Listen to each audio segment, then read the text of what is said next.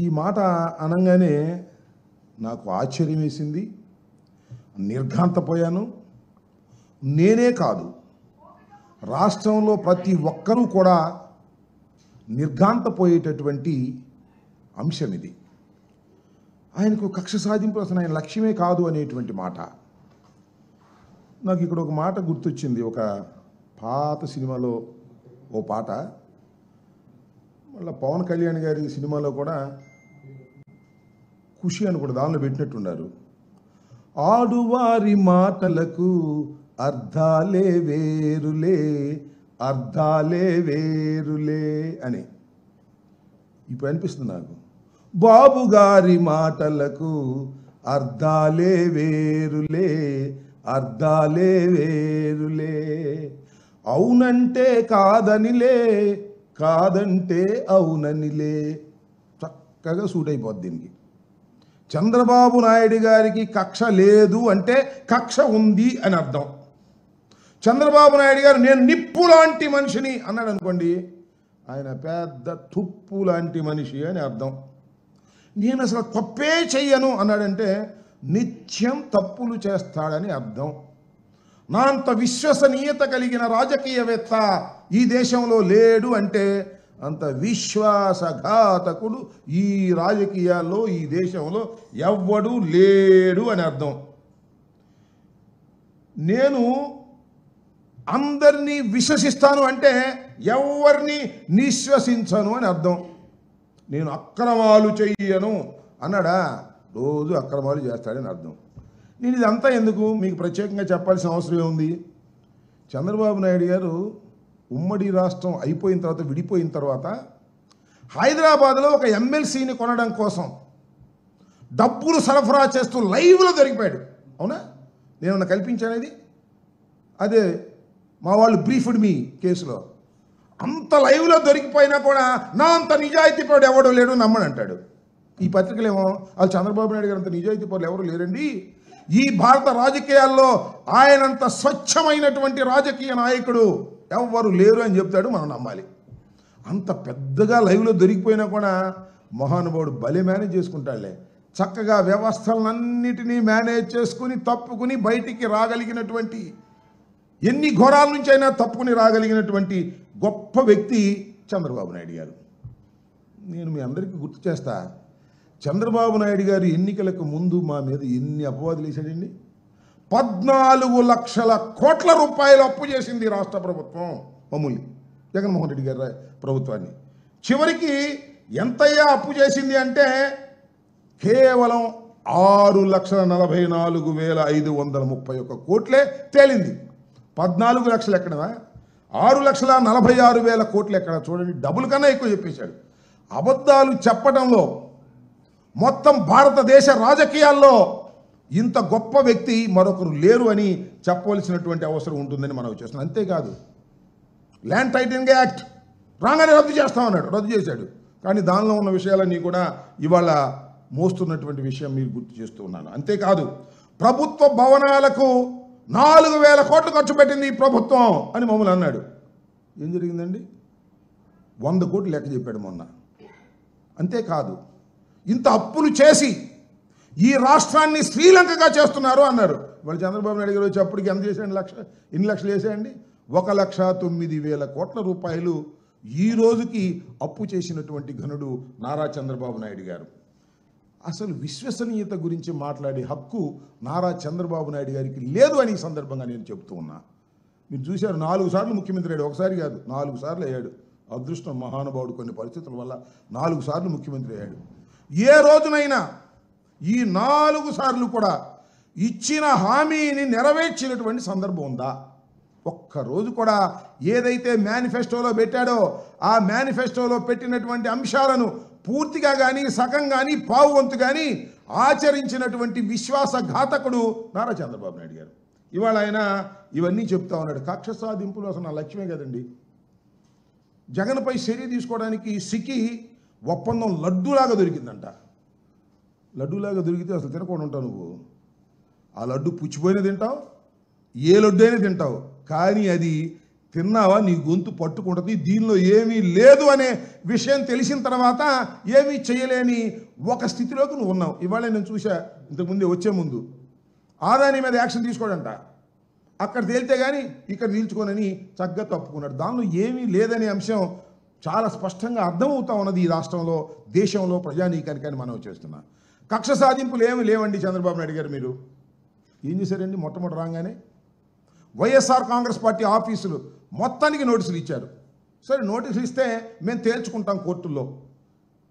సాక్షాత్తు మంగళగిరిలో గుంటూరు జిల్లాకు సంబంధించినటువంటి ఆఫీసుని కన్స్ట్రక్షన్ ఆల్మోస్ట్ ఆల్ కంప్లీట్ అయిపోతుంటే అతి దారుణంగా శుక్రవారం రోజు వెళ్ళి శుక్రవారం నైట్ వెళ్ళి దారుణంగా కూల్చేశారు. కోర్టు కూడా వెళ్ళడానికి వీలు లేకోకుండా కూల్చేసి, నేను కక్ష సాధింపులు నాకు అలవాటు లేదు, కక్ష సాధింపులు తీసుకునేటువంటి చర్యలు నేను పట్టను అని మీరంటే నమ్మాలా అని అంటా ఉన్నా.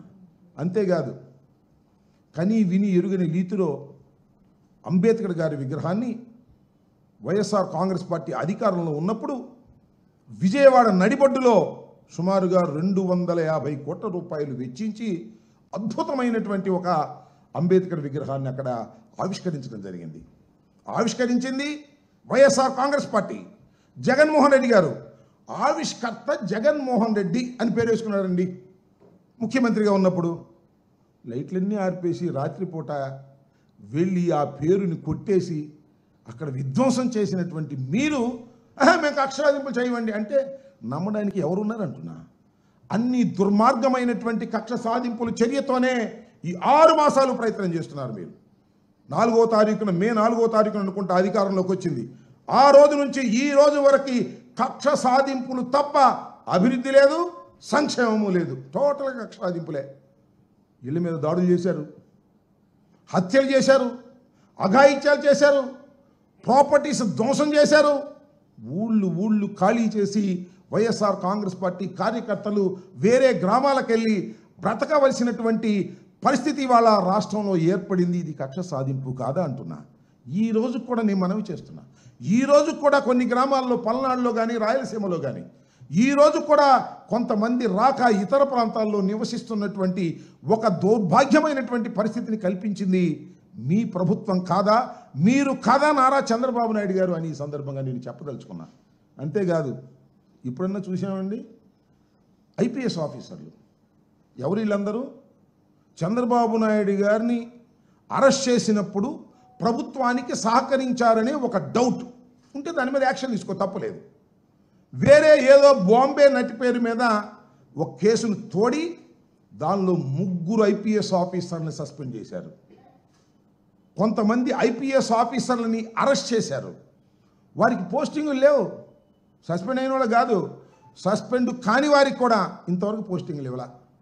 పోస్టింగ్లు ఇవ్వకోకుండా ఐపీఎస్ ఆఫీసర్ల మీద, ఉద్యోగుల మీద కూడా కక్ష సాధించేటటువంటి పరిస్థితికి ఇవాళ మీరు ఉండి, కక్ష సాధింపులు నాకు ఆ ఉద్దేశమే లేదు, నేను కక్ష సాధించేటటువంటి మనిషినే కాదు, నేను వివేకానందుణ్ణి, బుద్ధుణ్ణి, గాంధీ మహాత్ములు లాంటి వాడిని అని నువ్వు చెబితే నమ్మడానికి ఆంధ్ర రాష్ట్ర ప్రజానీకం సిద్ధంగా లేదు. ఎందుకంటే మిమ్మల్ని 40 సంవత్సరాల నుంచి మీ రాజకీయ జీవితాన్ని ప్రతి పేజీని చదివినటువంటి వ్యక్తులు ఈ ఆంధ్ర రాష్ట్ర ప్రజానికి. ఏదో కొత్తగా వచ్చిన వాళ్ళు ఎవరన్నా నమ్ముతారేమో నాకు తెలియదు. ఇలాంటి కక్ష సాధింపు చర్యలు చేస్తున్నారు. అంతేకాదు, నేను ఇంకోటి చెప్తున్నా, బాధతో చెప్తున్నా, సోషల్ మీడియా యాక్టివిస్టులు మీ మీద పోస్టులు పెట్టారని, మీ అబ్బాయి మీద పోస్టులు పెట్టారని, మీ పార్టీ మీద పోస్టులు పెట్టారని, ఎప్పుడు వైఎస్ఆర్ కాంగ్రెస్ పార్టీ అధికారంలో ఉన్నప్పుడు పెట్టారని ఇవాళ మీరు అధికారంలోకి వచ్చిన తర్వాత వాళ్ళని అరెస్ట్ చేస్తున్నారు. ఎలా అరెస్ట్ చేస్తున్నారు? అర్ధరాత్రి పూట వెళ్తారు పోలీసులు, తలుపులు పగలగొడతారు, వాళ్ళని పట్టుకుని తీసుకువెళ్తారు. కేసు ఎక్కడ పెడతారు? గుంటూరులో ఉన్నవాడి కర్నూలులో పెడతాడు, కర్నూలులో ఉన్నవాడికి విశాఖపట్నంలో పెడతారు, విశాఖపట్నంలో ఉన్నవాడికి తిరుపతిలో కేసు పెడతారు, అక్కడ తీసుకెళ్ళి కోర్టులో పట్టించేస్తారు. ఒక కేసు కాదు, ఒకే పోస్టు మీద రిపీటెడ్గా 40, 30, 20 కేసులు పెడతారు. దీనిలో బెయిల్ రాగానే పీటీ వారెంట్ వేసి దానిలోకి తీసుకెళ్తారు, దానిలోకి బెయిల్ రాగానే ఇంకో చోట తీసుకెళ్తారు. నెల రోజులు, 30 రోజులు, 40 రోజులు, 50 రోజులు, 2 మాసాల వరకు కేవలం చిన్న సోషల్ మీడియా కేసులో నిర్బంధించి భయపెట్టాలి, కక్ష సాధించాలి అనే దృక్పథంతో మీరు ప్రయత్నం చేస్తూ ఇవాళ అంటారు కక్ష సాధింపు నా లక్ష్యం కాదు, నేను అలాంటి మనిషిని కాదు, నేను చాలా బుద్ధిమంతుణ్ణి, పరిపాలనా దక్షుణ్ణి అని మీరు చెప్పుకోవడం, మీ పత్రికలు బాకాలు వాయించడం, అటు ఇటు మీకు పత్రికల్లో ఒక పలుకుబడి ఉంది, మీకు మీడియా ఉంది, ఛానల్స్ ఉన్నారు, మీరేం చేసినా అద్భుతం అమోఘం అని పొగిడేటటువంటి వారు ఉన్నారు. కాబట్టి మీరు పొగిడే కార్యక్రమాలు చేసుకుంటూ ఉన్నారు. మీ జీవితం అంతా కక్ష సాధింపులతోనే నడిచింది. అయితే మీది ఒకటి ఉందిలే, అందరూ మెచ్చుకోదగిన అంశం ఏంటంటే కక్ష సాధింపులు అంటే కనిపించవు బయటికి. మా ప్రాంతంలో చెబుతారు, మీ ప్రాంతంలో ఉందో లేదో, తడిగుడ్డలతో గొంతులు కోసేయటం, మటలు చేయటం ఉండవు, తడిగుడ్డలతో గొంతులు కోసేయటం ఏకంగా. పోస్ట్ మార్టంలో కూడా దొరకదు, ఎక్కడ కొట్టింది అర్థం కానంత ఘోరంగా కక్షలు తీర్చుకునేటటువంటి స్వభావం కలిగినటువంటి వ్యక్తి నారా చంద్రబాబు నాయుడు గారు. ఏదైనా తన అధికారం కోసం ఎంతకైనా తెగించేటటువంటి వ్యక్తి. హత్యలకు, కుట్రలకు, కుతంత్రాలకు, కక్ష సాధింపులకు, అధికారం పొందడం కోసం, పొందిన అధికారాన్ని నిలబెట్టుకోవడం కోసం ఎంతకైనా దిగజారేటటువంటి వ్యక్తి నారా చంద్రబాబు నాయుడు గారు. అలాంటి నారా చంద్రబాబు నాయుడు గారు వాళ్ళు ఏం చెప్తున్నారయ్యా, మాకు మేము కక్ష సాధింపులు చేయమండి, కక్షలు మాకు తెలియదండి, కక్షలు లేకోకుండానే చాలా సుదీర్ఘంగా పరిపాలన చేస్తామనేటువంటి దొంగ మాటలు చెప్పేటటువంటి కార్యక్రమాలు ఇవాళ నారా చంద్రబాబు నాయుడు గారు చేస్తున్నారు. ఇది చాలా దారుణమైన విషయం. అంతేకాదు, నేను ఇంకోటి చెప్తా, మా పేరు నాని గారు మంత్రిగా చేశారు. ఆయన ఏం చేస్తున్నారండి ఇవాళ? ఆయన కేసు పెట్టారు, ఆయన భార్య మీద కేసు పెట్టారు. ఏం కేసు అండి అది? ఒక గోడౌను, ఆయన అందరిలాగానే గోడౌన్ తీసుకున్నాడు, దానిలో బియ్యం పెట్టారు, ఆ బియ్యం పోయినాయి. పోతే ఏంటని చేసింది? అకార్డింగ్ టు ది అగ్రిమెంట్ ఏంటి దానిలో ఉన్నది? అకార్డింగ్ టు అగ్రిమెంట్ మీరు డబ్బులు వసూలు చేసుకోవచ్చు. What is that? Criminal case ఏంటి? నాకు అర్థం కాలేదు. అంటే నాని గారి మీద కక్ష పట్టారు, నాని గారు మంత్రిగా చేశారు, నాని గారు నాలాగానే మీడియా ముందుకు వచ్చి అనేక విమర్శలు చేశారు. కాబట్టి నాని గారి మీద ఉన్న సివిల్ కేసు కేవలం ఫైన్తోనో లేకపోతే లాసును పూడ్చుకోవడానికి కావాల్సిన డబ్బులు తీసుకోవడం కోసం చేసేటటువంటి దానిలో కేసు పెట్టారు. ఎవరి మీద? భార్య మీద కేసు పెట్టారు. భార్య యాంటిసిపేటరీ బెయిల్ తెచ్చుకున్నారు, ఆయన మీద కేసు పెట్టారు, ఆయన యాంటిసిపేటరీ బెయిల్ తెచ్చుకున్నారు. ఏం చేస్తున్నారండి ఇప్పుడు మీరు? పోలీస్ స్టేషన్ పిలుస్తారా?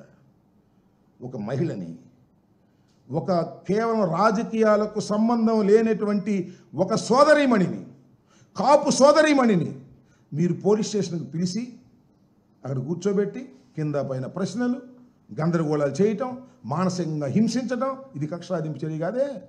ఇది న్యాయం కోసం మీరు పోరాడుతున్నారే, ఇది ధర్మమా? దానికి సమాధానం మాత్రం చంద్రబాబు నాయుడు గారి దగ్గర లేదని మనం చేస్తున్నా. అంతేకాదు, మా చెవిరెడ్డి భాస్కర్ రెడ్డి గారు 2 సార్లు శాసనసభ్యుడిగా గెలుపొందినటువంటి వ్యక్తి, మొన్న ఒంగోలులో నిలబడి ఓటమి పాలయ్యాడు. ఆయన రిప్రజెంట్ చేసినటువంటి నియోజకవర్గంలో ఇంతకుముందు ఒక మహిళ మీద అత్యాచారం జరిగితే ఆ మహిళను పలకరించడానికి వెళ్ళాడు. దానికి ఎంత యాగం చేశారండి? ఆ ఏ మహిళ అయితే అత్యాచారానికి గురి అయిందో ఆ మహిళ తండ్రిని పెట్టుకొని ఒక వైట్ పేపర్ మీద సంతకం పెట్టుకున్నారు పోలీసులు. సంతకం పెట్టుకుని ఫోక్సో కేసు పెట్టారు. ఒక మైనర్ బాలిక మీద అత్యాచారం జరిగితే నిందితుల మీద పెట్టేటటువంటి కేసును తీసుకొచ్చి పలకరించడానికి వెళ్ళేటువంటి మా మాజీ శాసనసభ్యుడైనటువంటి మా చెవిరెడ్డి భాస్కర్ రెడ్డి మీద పెట్టి హింసించే కార్యక్రమం చేయలేదా? ఇదేమన్నా కక్షాదింపు చర్య కాదు అని అనగలుగుతారా అని మీరు అంటున్నా.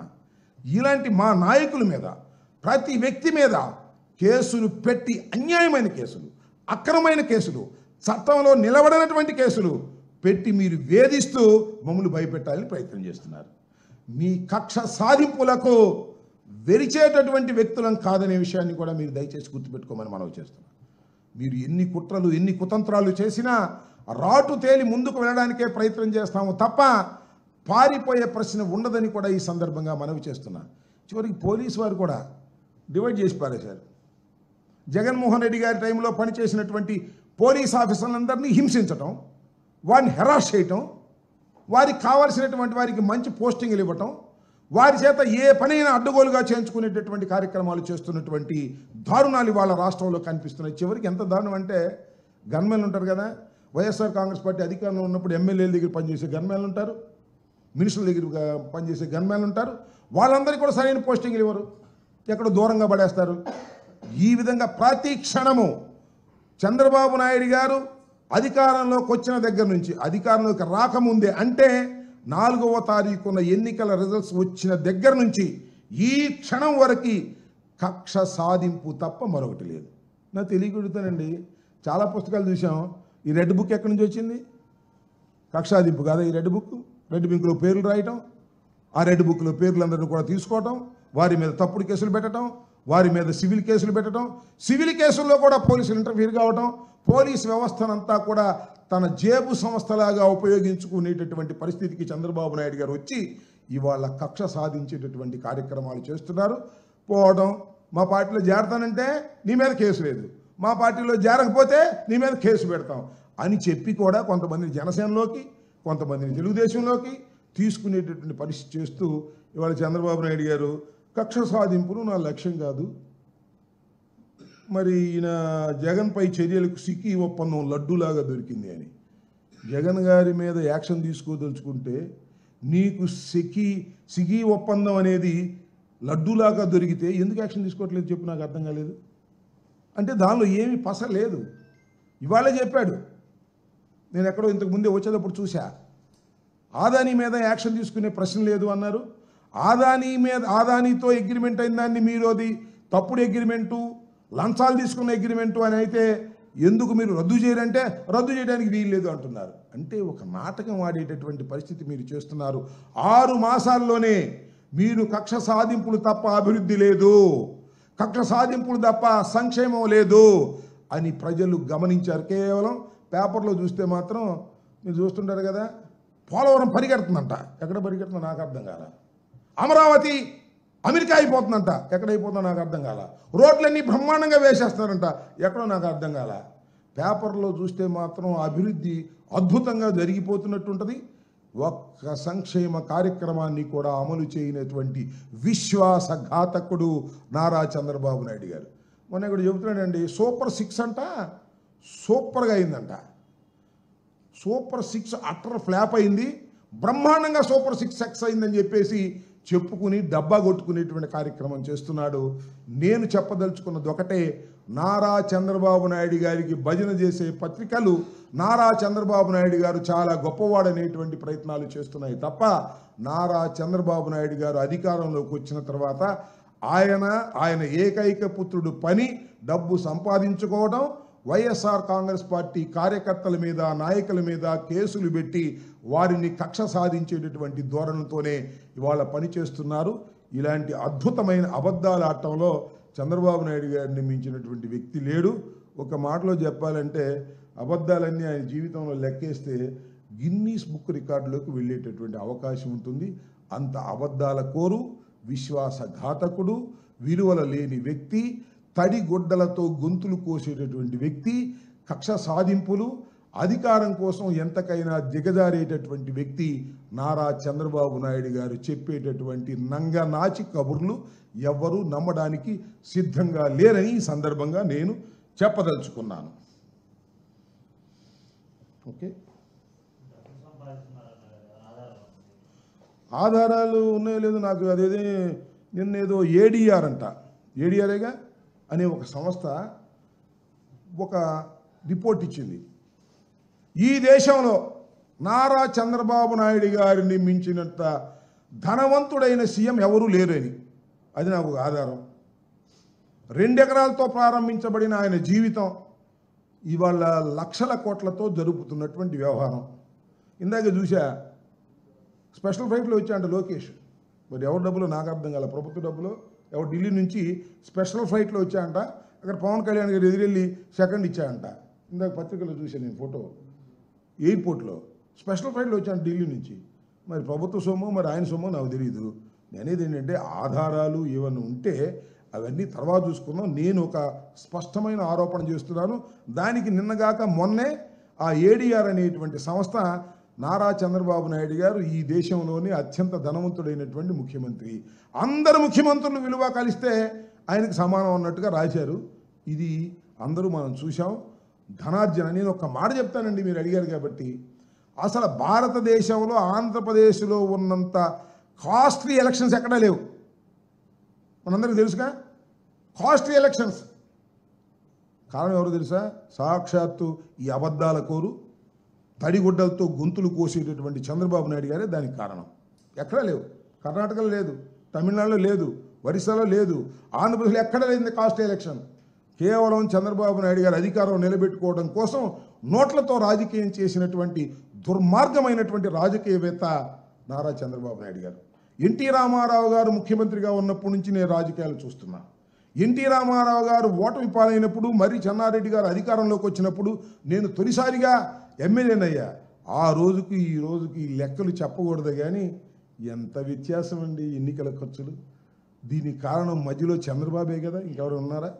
ఎన్టీ రామారావుని దించి చంద్రబాబు అధికారంలోకి రావడం కోసం అడ్డదారులు తొక్కి డబ్బులు ఖర్చు పెట్టి అనైతికమైన పనులు చేసి ఇవాళ నంగనాచికారులు చెబుతున్నా అంత గొప్పోడు లేడు, నా అంత నిజాయితీ బరుడు లేడు, నేను కక్షాదింపులు అసలు ఉండవు, మొత్తం అన్నీ అవే పనులు. ఇంతకన్నా ఏం ఉదాహరణ కావాలని నేను మనవి చేస్తున్నాను.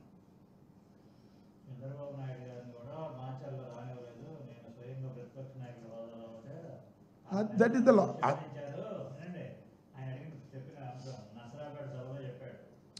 నేను విన్నాను నర్సాపేట సభలో చెప్పాడు. నేను వీడు మనవి చేస్తున్నా, ఆయన ఆ మాట చెబుతున్నాడు కదా, నేను ఈ మాట చెబుతున్నా. జగన్మోహన్ రెడ్డి గారు వైజాగ్ వెళ్ళాడు ఫ్లైట్లో, గుర్తుందా మీకు?